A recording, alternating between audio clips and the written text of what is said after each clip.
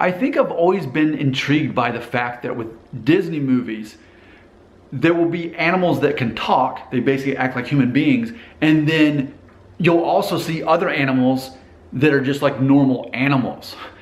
And certain ones are chosen to have human features and others are just there to serve the background and that sort of thing. And a perfect example, obviously, is Goofy versus Pluto. Goofy, you know, is this like southern dog from Florida, apparently, that's a man, basically. But then he has Pluto as a pet who can't talk and walks on four legs. And it's that concept of like, it's so weird, but we don't question it. And so many Disney movies are the same way. They'll have certain talking animals, but in the background, you'll see other animals that are just regular animals. What if that's somewhat, in present day, what if it serves as an allegory of what we see with immigrants in the United States? You know, that if you speak English as your main language and you're cultured, you're part of us, you're an American citizen, that's fine. But if you have immigrated here, you don't speak our language, you have an accent, you're not Americanized, then we sort of see you as the background. You're the person who is picking our vegetables and fruit out in California. You're paid under the table to build our homes.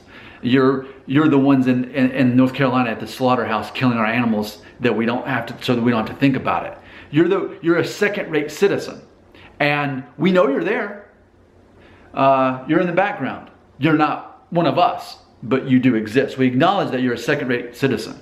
You know, this is something I've talked about before on the channel, but I think that it's such a simple yet relatable analogy that in Disney movies, certain animals walk and talk like normal human beings and other animals are just animals. And it feels like that's what second-rate citizens are here in America. It's not just Hispanics, but any immigrant that is treated differently, even though often they work harder than the rest of us. They're doing the jobs that we don't want to do. They're being paid under the table. They don't have the rights that we have.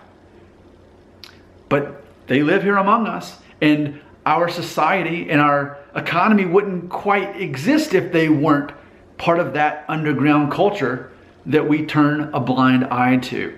What are your thoughts on that? Do you think that's a pretty good analogy?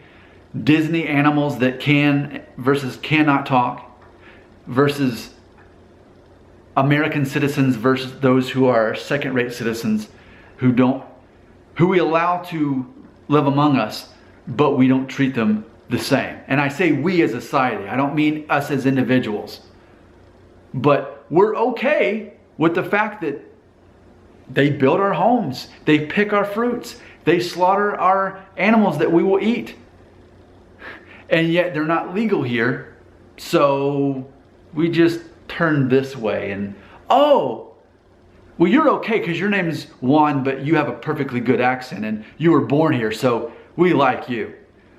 That's how I feel. And I'm definitely not saying it's okay, but I'm saying that it happens and that it exists. And I think that's an important conversation to take place because I want to move forward. I don't want to be the person who continues to turn a blind eye. What are your thoughts on that right here in the comments?